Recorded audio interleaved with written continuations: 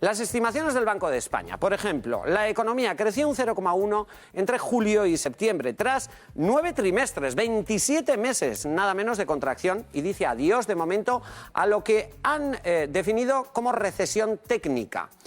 Parecen datos esperanzadores, pero ¿hasta qué punto lo son? ¿Y hasta qué punto lo notamos nosotros, los ciudadanos y ciudadanas? ¿Cuándo vamos a notar estos buenos datos en nuestros bolsillos? Queremos contestar a esta y otras preguntas esta tarde y para ello hemos invitado, de momento, a dos personas. Os cuento. El primero es economista y presidente de CAI Center. Y también hemos invitado a un basauritarra que lamentablemente aún está en el paro. Entran en el plato Adrián Celaya y Asier Escudero. Asier, arratsaldeon. ¿Qué tal estás? Bien. Adrián, ongi etorri. Eser y Mercedes. Adrián, primero, Montoro dice, más o menos, que esto es el primer paso en un camino hacia la salida de la crisis. ¿Lo crees? Hombre, yo creo que es mucho decir, ¿no? Es mucho decir. Yo creo que estas cosas hay que analizar siempre desde el corto y desde el largo plazo. Que a corto plazo hay signos positivos, yo creo que es bastante evidente y seguramente lo iremos comentando a lo largo del programa. Pero no hay que olvidar los problemas estructurales que están más o menos como estaban, incluso en algunas variables peor, y que no, en la medida en que no mejoren, pues es muy difícil atisbar realmente una progresión hacia la salida de la crisis. Esto de salir de una recesión técnica, como dice el Banco de España, es decir, a los ciudadanos como tú y como yo, ¿eso cómo lo notamos? Bueno, en principio, si salir de una recesión técnica quiere decir que se empieza a producir un poco más que el trimestre anterior. Entonces, eso en principio es bueno porque hay en principio más ventas, es decir, hay algún tipo de empresas que eso lo están notando. Bien, pues por ejemplo, ¿quién lo nota directamente? Pues lo notan los autónomos, que venden un poco más que lo que vendían el trimestre anterior.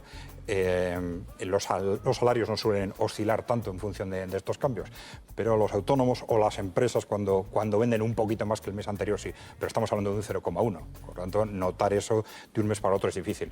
En principio parece que a la vez, también de eso vamos a hablar, se ha notado una ligera mejoría de la situación del desempleo, entonces eso también es un efecto concreto, evidentemente. Datos de la EPA, de la encuesta de población activa, que nos indican, y enseguida lo vamos a ver, de hecho lo vamos a ver ahora, vamos a poner los datos del paro referentes al Estado, y esa era la buena noticia que desde luego se ha encargado el Gobierno de lanzar, y es que hay 72.800 parados menos en el Estado. Esto es un dato positivo, lógicamente, pero ¿qué pasa en Euskadi? Atención a los datos de Euskadi. Desgraciadamente, tenemos 1.100 parados más en Euskadi. Adrián, ¿esto cómo se entiende?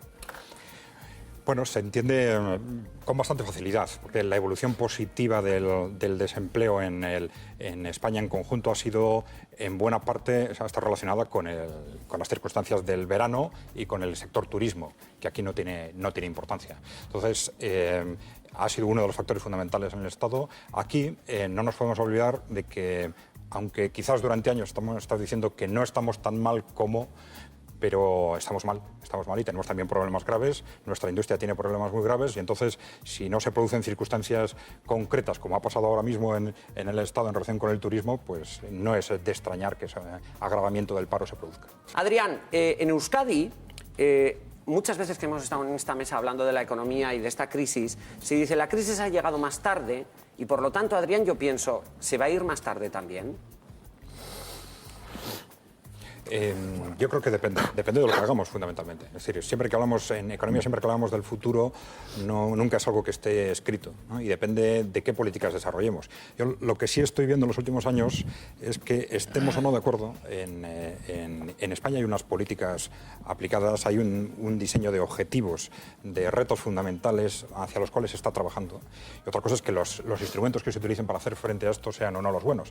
Y sin embargo, en Euskadi yo creo que tenemos ya desde hace muchos años un despiste estratégico muy importante sobre, ¿Despiste estratégico? Sí, sobre cuáles son realmente nuestros retos y a qué tenemos que hacer frente y con qué medios. ¿En qué se están equivocando, Adrián?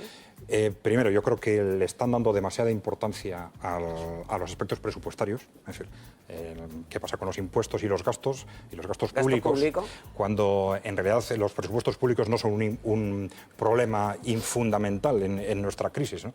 Pero si te piden cumplir unos objetivos... Es decir, hay que hacerlo bien, evidentemente. la política presupuestaria es importante, pero es secundaria. Lo importante, tanto aquí, por otras razones también en España, es el sector privado, en concreto la economía productiva. Entonces hay que poner los medios para asegurar que nuestra economía productiva funciona y va a funcionar mejor de lo que está funcionando. Adrián, bueno, es que hay muchas situaciones, claro. Cuando oímos a un ministro de un gobierno decir que la cosa ya empieza a ir bien y luego escuchas y ves realidades diferentes... Sí.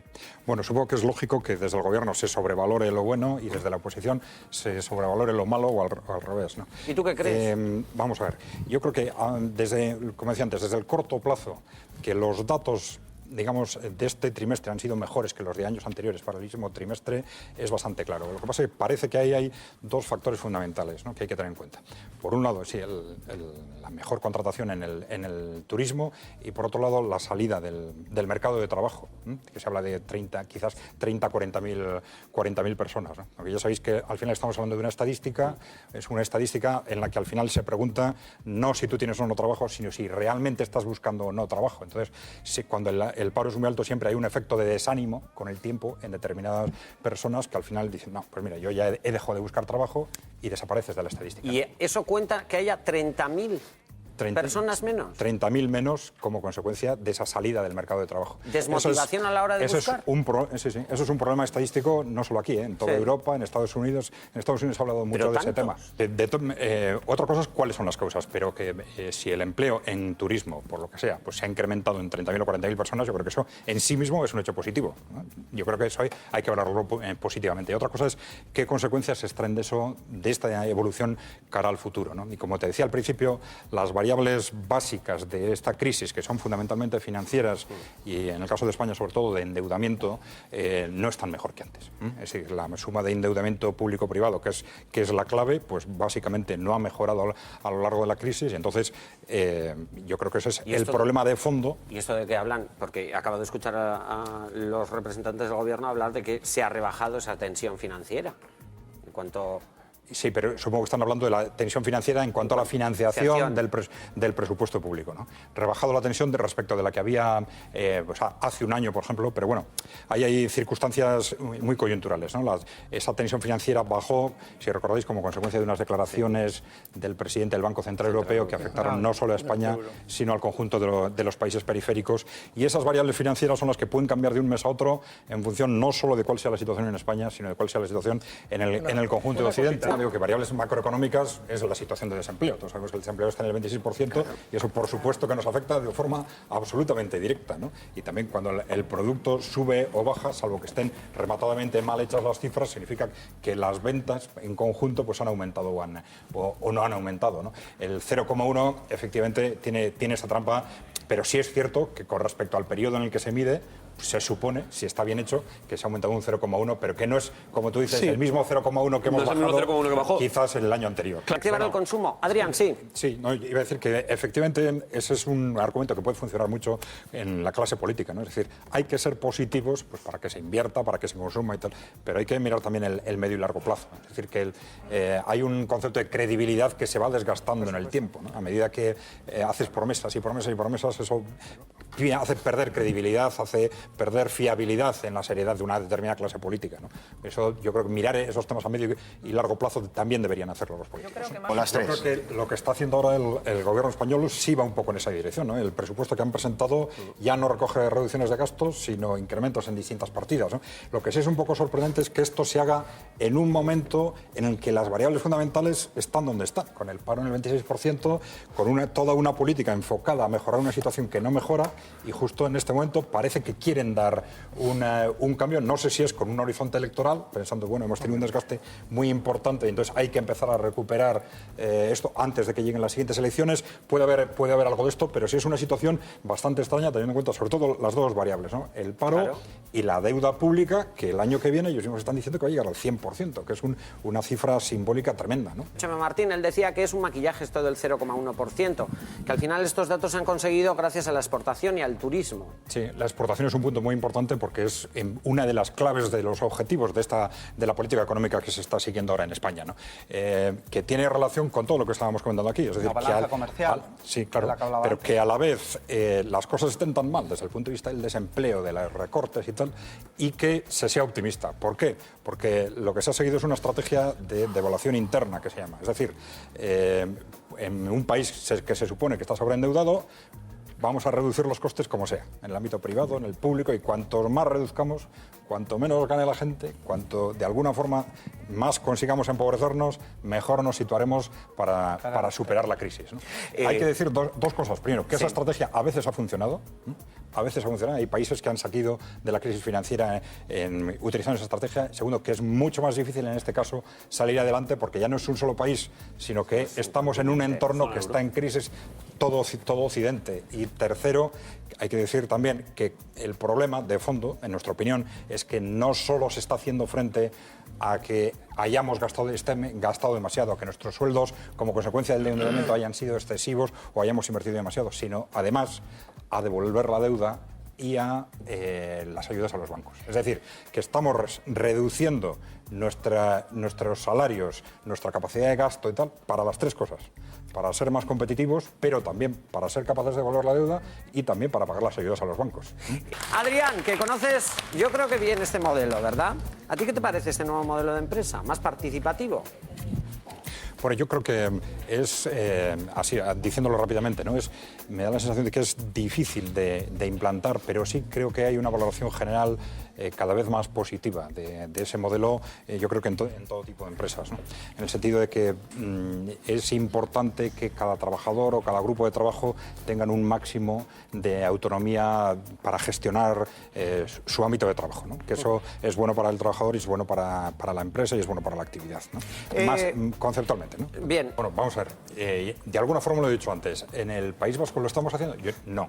Yo creo que hay que decir rotundamente, no lo estamos haciendo. Eso me parece muy interesante. ¿Por qué? Porque llevamos ya varios gobiernos, no uno solo, el que estamos, primero, repitiendo una y otra vez que otros están peor. Y no al autonómico te refieres. Sí. Y nuestro discurso se está centrando que estamos ahí. peor, que es mejor, ¿eh? Pero no puede ser de centro. Vale, bien, vale. Esa es la forma de no mejorar nunca. De acuerdo. No es la forma de no mejorar. Que explique por qué.